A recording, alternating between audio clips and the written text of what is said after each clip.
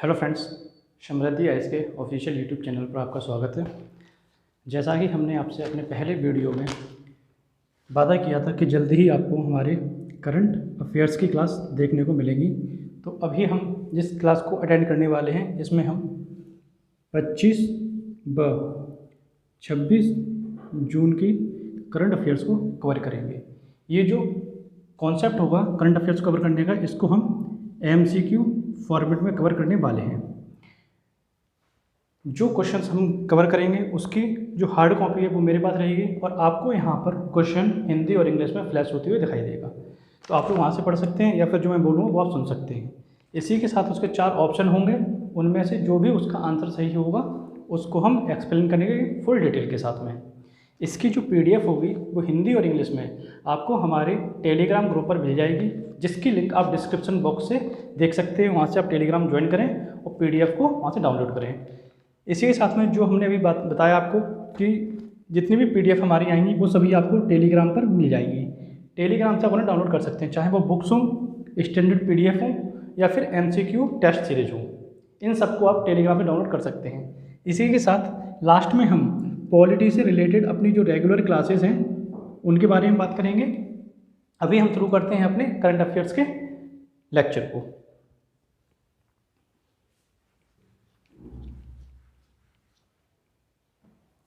इसके जो क्वेश्चन है वो आपको यहाँ पर फ्लैश होते हुए दिखाई देंगे, ठीक ना। तो जो पहला क्वेश्चन है हमारा, भारतीय संविधान की 10वीं अनुसूची निम्नलिखित में से किस पहलू से संबंधित है। देखिए, भारतीय जो संविधान है उसमें आपको 12 अनुसूचियाँ दिखाई देंगी। मूल जो संविधान था उसमें 8 थी, समय समय पर संविधान संशोधन कर करके इनको जोड़ दिया गया है। तो यही पूछा गया है कि जो 12 अनुसूचियाँ और उसमें से जो 10वें नंबर की आपकी अनुसूची है वो किससे संबंधित है। तो इसके ऑप्शन क्या क्या हैं। पहला ऑप्शन है आपका राज्यसभा में विभिन्न राज्यों के लिए सीटों का आवंटन। दूसरा ऑप्शन है इसमें संघ, राज्य व समवर्ती सूची के विषय का उल्लेख किया गया है। तीसरा आपका ऑप्शन है 22 भाषाओं का उल्लेख किया गया है। और आपका जो चौथा ऑप्शन है वो है दल बदल से संबंधित प्रावधानों का उल्लेख किया गया है। तो ये क्या है, अभी ये टॉपिक करंट में न्यूज़ में चल रहा है। न्यूज़ में क्यों चल रहा है इसकी मैं आपको हिंट देता हूँ। ये है आपका महाराष्ट्र से रिलेटेड, ठीक ना, महाराष्ट्र से रिलेटेड। अब अगर आप न्यूज़ सुनते होंगे तो आप समझ जाएंगे कि जो 10वीं जो अनुसूची है आपकी ये किससे संबंधित है। इसका जो आंसर है मैं आपको बताता हूँ। अगर आपको और टाइम लेना है तो आप वीडियो पॉज करके ले सकते हैं। जो पहले क्वेश्चन का हमारा आंसर होगा ये होगा आपका आंसर डी, यानी कि दल बदल से संबंधित। अब ये दल बदल क्या होता है। दल बदल होता है जैसे कि आप एक MLA हैं और आप कांग्रेस से के सिंबल पर चुनाव जीत कर गए हैं, या तो संसद में या विधानसभा में, दोनों जगह ये चीज़ लागू होती है। जब आप एक पार्टी से जीत कर जाते हैं लेकिन जब आप सदन में कुछ समय बाद अपनी पार्टी से बगावत करके दूसरी पार्टी को ज्वाइन कर लेते हैं तो इसे बोला जाता है दल बदल। जो भारतीय मूल संविधान है इसमें इस कॉन्सेप्ट को नहीं लाया गया था, बल्कि इसको शामिल किया गया है आपका 52वें कॉन्स्टिट्यूशनल अमेंडमेंट, 52वें कॉन्स्टिट्यूशनल अमेंडमेंट 1985 में, 57 कॉन्स्टिट्यूशन 1985 में, ठीक ना। 52वें कॉन्स्टिट्यूशन संविधान संशोधन 1985 में इसको ऐड किया गया है। तो ये हमारा पहला क्वेश्चन था। दूसरे क्वेश्चन पर हम आते हैं। ये है हमारा हाल ही में खबरों में रही बरदा नदी। बरदा नदी यहाँ पे भी आपको दिख रहा होगा। हाल ही में खबरों में रही बरदा नदी किस नदी की सहायक नदी है। इसके ऑप्शन है आपके, पहला तुंगभद्रा नदी, दूसरा कोशी नदी, तीसरा गोदावरी नदी और चौथा आपका यमुना नदी। तो ये इसमें आपको बताना है कि ये जो बरदा नदी है ये किसकी सहायक नदी है। इस क्वेश्चन का मैं आपको हिंट दूंगा। इसका हिंट है आपका, पहला आपको पता होना चाहिए बरदा नदी आपकी कहाँ बहती है। ये है आपकी कर्नाटक। अब इसका आंसर आप सोच सकते हैं। इसका आंसर है आपका ए, यानी कि तुंगभद्रा, क्योंकि इसमें जो आंसर दिए गए हैं, जैसे मैंने आपको बताया बरदा कहाँ है, कर्नाटक में। अब आपको ये देखना होगा चारों विकल्पों में से कौन सी नदी आपकी कर्नाटक की है। जैसे कि अगर हम ऑप्शंस की बात करें तो कोशी नदी आपको कहाँ पर दिखाई देगी। कोशी नदी आपको दिखाई देगी बिहार में, क्योंकि इसे बिहार का शोक भी कहा जाता है। गोदावरी महाराष्ट्र मध्य प्रदेश के कुछ क्षेत्र में बहती है और यमुना नदी आपकी उत्तर प्रदेश में बहती है। तो इनमें से तुंगभद्रा नदी ऐसी जो कर्नाटक में दिखाई देगी, तो ये किसकी सहायक नदी होगी? वर्धा नदी होगी, जो कर्नाटक में बहती हुई तुंगभद्रा की। रिसेंटली न्यूज़ में क्यों था? कर्नाटक की जो राज्य सरकार है इसके द्वारा कर्नाटक में एक नदी जोड़ो परियोजना लेके आया गया है, जिसमें वर्धा नदी प्लस बेदती नदी, यहाँ पर 2 नदियाँ हैं। कौन कौन सी आपकी? एक तो है आपकी वर्धा, दूसरी है आपकी बेदती। इन दोनों नदियों को आपस में जोड़ा जाना है। लेकिन समस्या यह है कि जब इन दोनों नदियों को जोड़ा जा रहा है तो यहाँ पर पर्यावरण का ह्रास बहुत ज़्यादा हो रहा है। पर्यावरण का जब यहाँ पे ह्रास हो रहा है तो यहाँ पर जो पर्यावरणविद है ना, इस परियोजना का विरोध कर रहे हैं, जिसके कारण कर्नाटक सरकार को इस प्रोजेक्ट को चालू करने में काफ़ी समस्याएं हो रही हैं। इसलिए ये चीज़ अभी न्यूज़ में है। तो आपको क्या क्या याद रखना है? पहला, आपको वर्धा नदी कहाँ बहती है? ये बहती है आपकी कर्नाटक में। बेदती वर्धा को जोड़कर एक नदी जोड़ो परियोजना लाया गया है, कर्नाटक में से संबंधित है, ठीक। और तुंगभद्रा नदी की वर्धा नदी सहायक है, ये आपको याद रखना है। तो अब हम आते हैं अपने तीसरे क्वेश्चन पर। तीसरा जो क्वेश्चन है हमारा वो है एनडीए। जैसा आपको पता होगा कि हमारे यहाँ पर कई पार्टियां हैं, लेकिन केंद्र में 2 पार्टियां अपना संगठन बनाए हुए हैं। एक यूपीए जो कांग्रेस के नेतृत्व में चलती है और एनडीए जो बीजेपी के नेतृत्व में चलती है। तो यहाँ पर पूछा गया है एनडीए के राष्ट्रपति चुनाव की उम्मीदवार श्री द्रौपदी मुर्मू जी किस जनजाति से संबंधित है? ये यहाँ पर हमको बताना है। उनकी जनजाति पूछी गई है, किनकी? द्रौपदी मुर्मू जी की। ऑप्शन है आपके पहला जैनसारी, ऑप्शन बी है आपके मोपला, ऑप्शन सी है आपकी संथाली और ऑप्शन डी है आपकी पनियान। तो यहाँ पर ये आपको बताना है। इसका आपका जो आंसर होगा, इसका आंसर होगा वह संथाल। संथाल जो जनजाति है आपकी, ये भारत की तीसरी सबसे बड़ी जनजाति है। पहली दो बड़ी जनजातियां कौन सी हैं? ये हैं आपकी गोंड और भील। ये दोनों आपकी बड़ी जनजातियां हैं, ठीक ना। उसके बाद आपकी कौन सी आती है? उसके बाद आपकी आती है संथाल। जो संथाल जनजाति है आपकी, ये बहुलता में कहाँ पाई जाती है? ये पाई जाती है आपकी झारखंड, उड़ीसा और पश्चिम बंगाल, ठीक ना। उड़ीसा जो आपका राज्य है, इसी के अंदर आपको मयूरभंज एक जिला मिलेगा। मयूरभंज की ही द्रौपदी मुर्मू जी एक इसी जिले से एक गांव की ये निवासी हैं। द्रौपदी मुर्मू जी और जो यूपीए के कैंडिडेट है प्रेसिडेंट के लिए, इन दोनों लोगों के ऊपर हम एक सेपरेट वीडियो लेके आएंगे। इनके बारे में आपको पूरा डिटेल में पता होना चाहिए। तो ये किस जनजाति से बिलोंग करती है? संथाल जनजाति से बिलोंग करती हैं। अब हम आते हैं अपने अगले टॉपिक पर। अगला जो क्वेश्चन है हमारा वो है रघुराजपुर, जो हाल ही में चर्चा में रहा, निम्नलिखित में से किस प्रकार की पेंटिंग के लिए प्रसिद्ध है? रघुराजपुर एक जगह है, वहाँ पे किस प्रकार की पेंटिंग फेमस है, आपसे ये पूछा जा रहा है। तो आपके जो विकल्प होंगे वो होंगे, पहला आपका मधुबनी पेंटिंग, ऑप्शन बी होगा आपका पट्टा चित्र पेंटिंग, ऑप्शन सी है आपका कलमकारी पेंटिंग, ऑप्शन डी है आपकी थांका चित्रकला। तो ये आपको यहाँ पर ऑप्शन दिए गए हैं। तो इसका जो आंसर है आपका, इसका आंसर होगा आपका पट्टा चित्र। पट्टा चित्र ये फेमस है।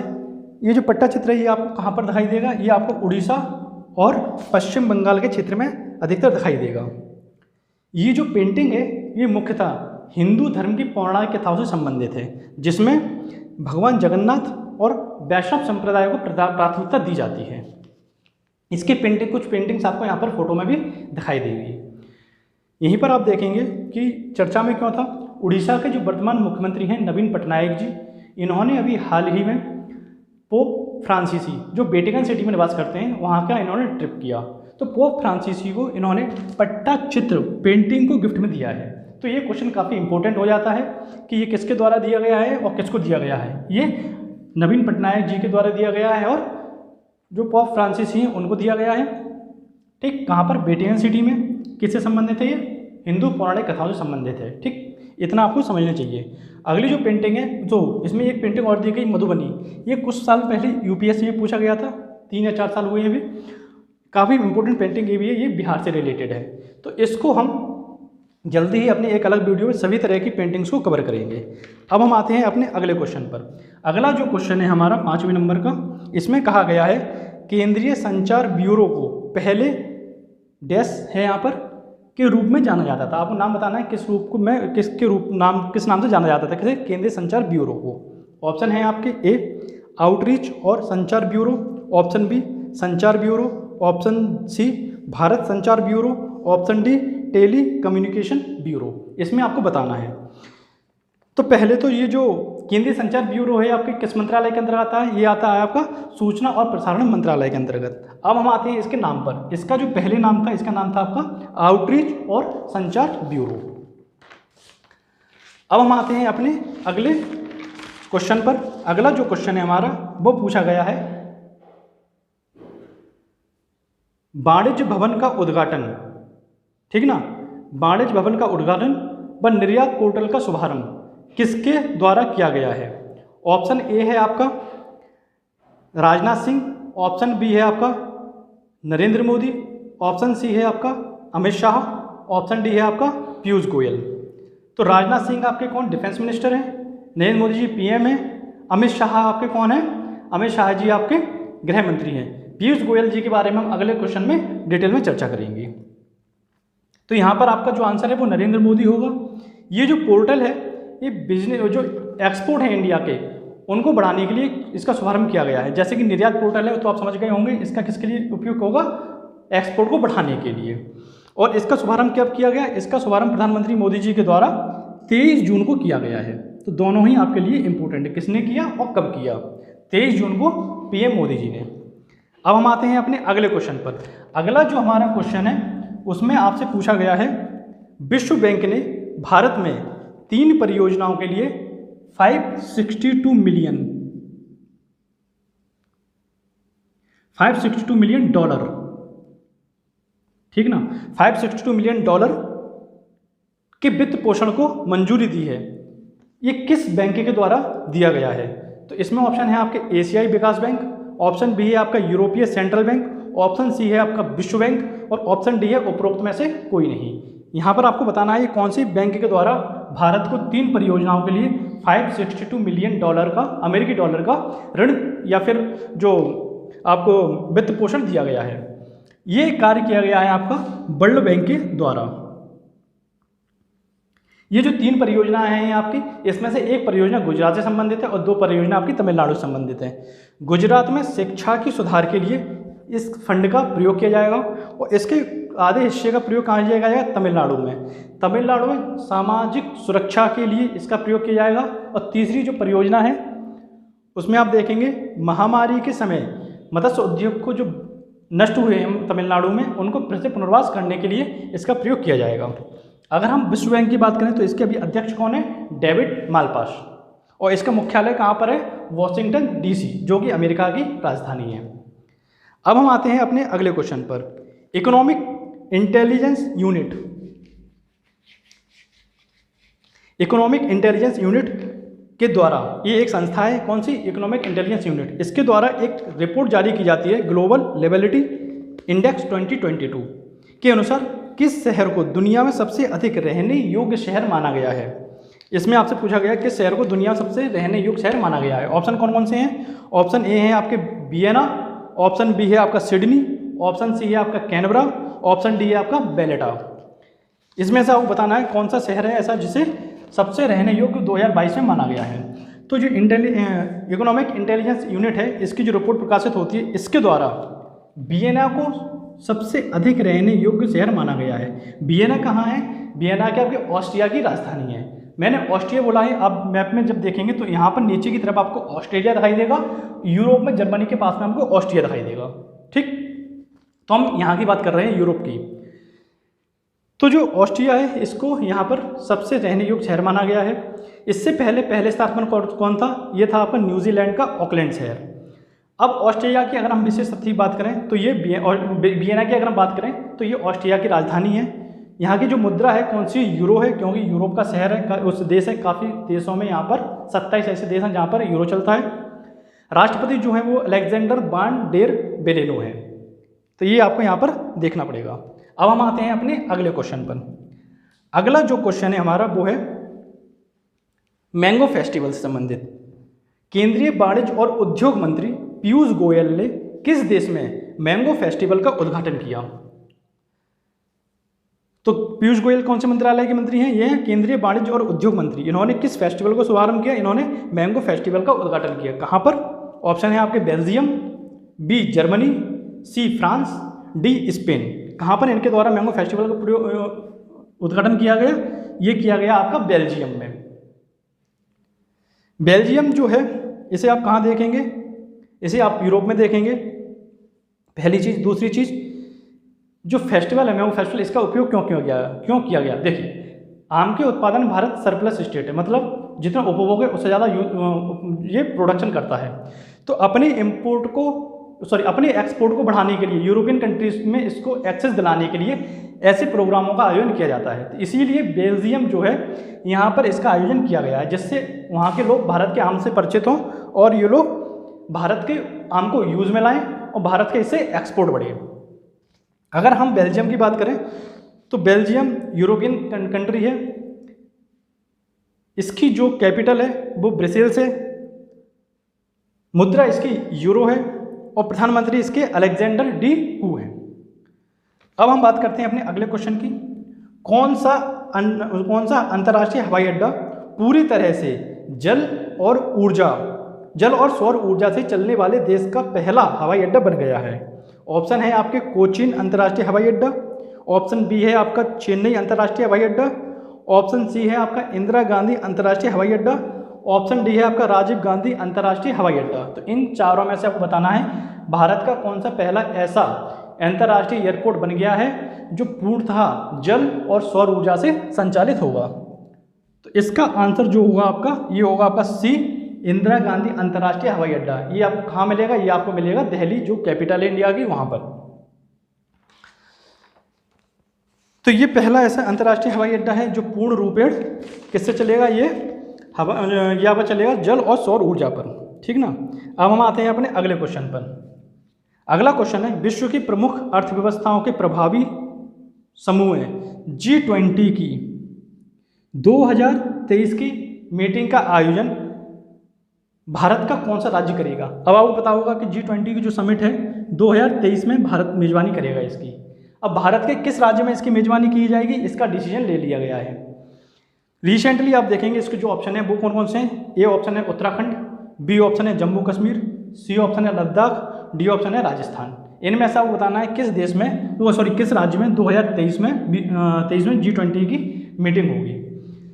तो इसकी मैं आपको हिंट देता हूँ, आप समझ जाएंगे। इसका आयोजन ऐसे राज्य में होने वाला है, पाकिस्तान के पेट में इससे दर्द होने लगा है और वो इसका अंतर्राष्ट्रीय मंचों पर जाके विरोध कर रहा है कि इस समिट को रोका जाए। आप समझ गए होंगे, इसका आंसर होगा आपका बी, जम्मू कश्मीर, J&K। जम्मू कश्मीर में इसका आयोजन किया जाना है। G20 20 देशों का समूह है।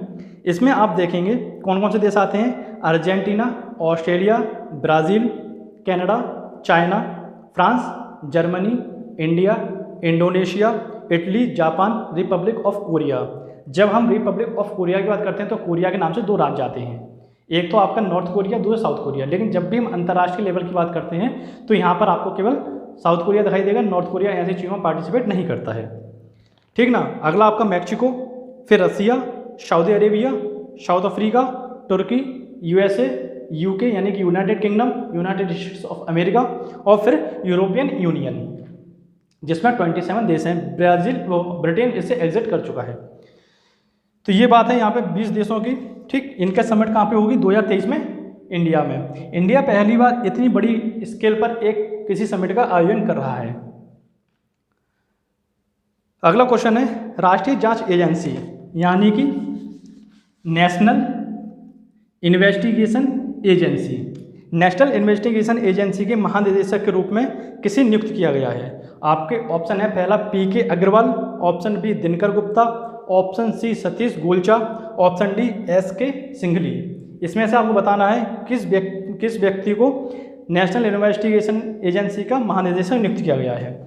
इसका आप ऑप्शन ढूंढिए, जब तक मैं आपको कुछ फैक्ट बताता हूँ। देखिए, NIA, IB, raw, CBI, BSF, फिर इसका जितनी आपकी खुफिया एजेंसीज या फिर जितनी सेंट्रल फोर्सेज हैं आपकी, इन सबका जो हेड होता है वो आपका IPS रैंक का अधिकारी होता है। जो वरिष्ठतम IPS होते हैं उन्हीं को इनका महानिदेशक या फिर हेड अपॉइंट किया जाता है।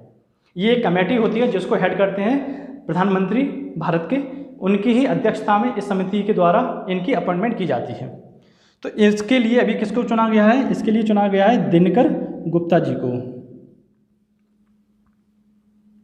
दिनकर गुप्ता जी 1987 बैच के पंजाब कैडर के IPS अधिकारी थे और इनका जो कार्यकाल इस पोस्ट पर होगा ये होगा 31 मार्च 2024 तक। इस तारीख को फिर ये रिटायर कर जाएंगे। अब हम आते हैं अपने अगले क्वेश्चन पर। अगर हम अपने अगले क्वेश्चन की बात करते हैं तो यहाँ पर आपको देखने को मिलेगा, भारत ने किस देश के साथ निर्णायक मैच में टाई ब्रेक के कारण ट्रॉफी साझा की? इंडिया एक अभी अंतर्राष्ट्रीय टूर्नामेंट पर था जिसमें T20 5 मैचों का आयोजन किया जाना था। इसमें से 2 मैच इंडिया ने जीते, 2 मैच दूसरे देश ने जीते, जिसका अभी आपको नाम बताना है। फाइनल मैच जो होना था उसमें बारिश हो गई, जिसके कारण 2-2 मैच जीतने के कारण इस ट्रॉफी को दोनों में डिस्ट्रीब्यूट कर दिया गया। तो इस देश का आपको नाम बताना है। ऑप्शन है आपके न्यूजीलैंड, B दक्षिण Africa, C Pakistan, D Australia. तो इसमें से आपको बताना है कौन सा वो देश था। तो इसका आंसर जो होगा वो आपका दक्षिण अफ्रीका होगा। दक्षिण अफ्रीका में 5 मैचों की T20 सीरीज थी, दोनों ने 2-2 जीते, 2 इंडिया ने, 2 साउथ अफ्रीका ने। 5वां मैच टाई हो गया जिससे ट्रॉफी को साझा करना पड़ा। इसके अगर हम प्लेयर ऑफ द सीरीज की बात करें तो भुवनेश्वर कुमार ने 4 मैच में 6 विकेट लेकर मैन ऑफ द सीरीज पर कब्जा किया। अगर हम दक्षिण अफ्रीका की राजधानी की बात करें तो दक्षिण अफ्रीका की 3 कैपिटल हैं। कौन कौन सी? Cape Town, Pretoria, Bloemfontein. राष्ट्रपति कौन है हमें दक्षिण अफ्रीका के? ये हैं आपके सिरिल रामाफोसा। मुद्रा दक्षिण अफ्रीकी रैंड, ठीक है ना, ये दक्षिण अफ्रीकी रैंड इसकी मुद्रा है। अब हम आते हैं अपने अगले क्वेश्चन पर। अगला जो क्वेश्चन है हमारा ये है, किस राज्य या फिर केंद्र शासित प्रदेश ने मो बस सेवा, कौन सी बस सेवा?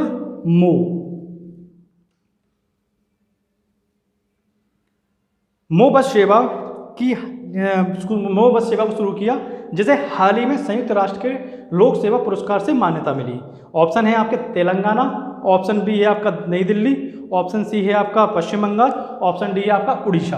तो इनमें से आपको बताना कौन से राज्य ने मो सेवा को शुरुआत की थी, जिसे हाल ही में संयुक्त राष्ट्र के जो लोक सेवा पुरस्कार उसे सम्मानित किया गया। तो ये है आपका उड़ीसा, ऑप्शन डी। उड़ीसा ने आप देखेंगे नवंबर 2018 में मो बस सेवा का जो शुरू किया था, ये किया गया था राजधानी क्षेत्र शहरी परिवहन यानी CRUT के द्वारा। तो इसे हाल ही में 2022 के लिए संयुक्त राष्ट्र के लोक सेवा पुरस्कार से मान्यता प्रदान की गई है।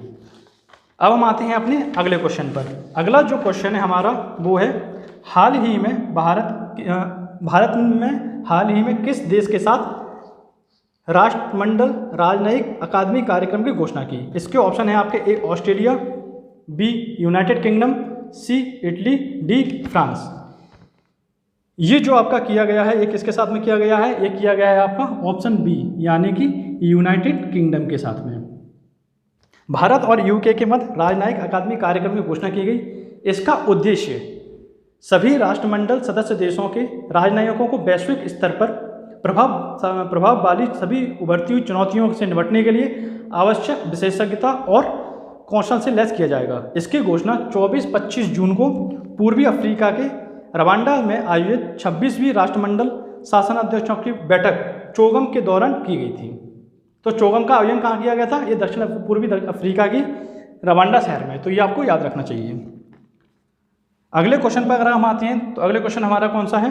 कौन सा राज्य व्यापक स्वास्थ्य बीमा योजना मेडिसिप शुरू करने के लिए तैयार है? मेडिसिप जो स्वास्थ्य बीमा योजना है ये किस राज्य के द्वारा शुरू की जा रही है? ऑप्शन है आपके पहला केरल, दूसरा आपका बिहार, तीसरा आपका गुजरात, चौथा आपका मध्य प्रदेश। इसमें से आपको बताना है कौन सी ऐसी राज्य है जो इस योजना को प्रारंभ कर रहा है। तो ऐसी स्कीमें आप मध्य प्रदेश को तो बिल्कुल भूल जाया कीजिए कि एमपी में ऐसी कोई स्कीम आएगी, ठीक ना। एमपी तो आप बिल्कुल काट ही दीजिए अगर बहुत ही रेयर केस होते हैं कि ऐसी कुछ स्कीम लेके आए। तो इसका जो आंसर होगा वो होगा आपका केरल। साक्षरता में काफ़ी ऊपर है केरल, आपको पता होगा, कोस्टल स्टेट है। अगर हम इंडिया की मैप की बात करें तो इस तरह से आपको मैप दिखाई देगा और यहाँ पर आपको केरल दिखाई देगा। इतने बड़े में नहीं है, छोटे से में है केरल, ये ठीक ना।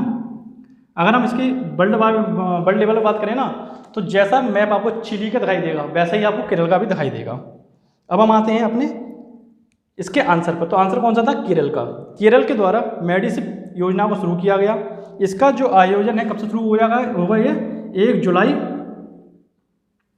2022 से, ठीक। इस योजना के तहत जो राज्य सरकार के कर्मचारी हैं, पेंशन भोगी हैं और उनके जो परिवार हैं, उन सभी को चिकित्सा बीमा योजना प्रोवाइड करवाई जाएगी। इस योजना के तहत प्रति वर्ष 3 लाख रुपए तक के व्यापक कवरेज के साथ कैशलेस चिकित्सा सहायता उपलब्ध होगी। तो ये आज के हमारे करंट अफेयर थे। इनकी जो PDF है हिंदी और इंग्लिश में आपको टेलीग्राम ग्रुप पर मिल जाएगी, जहाँ से आप इन्हें डाउनलोड कर सकते हैं।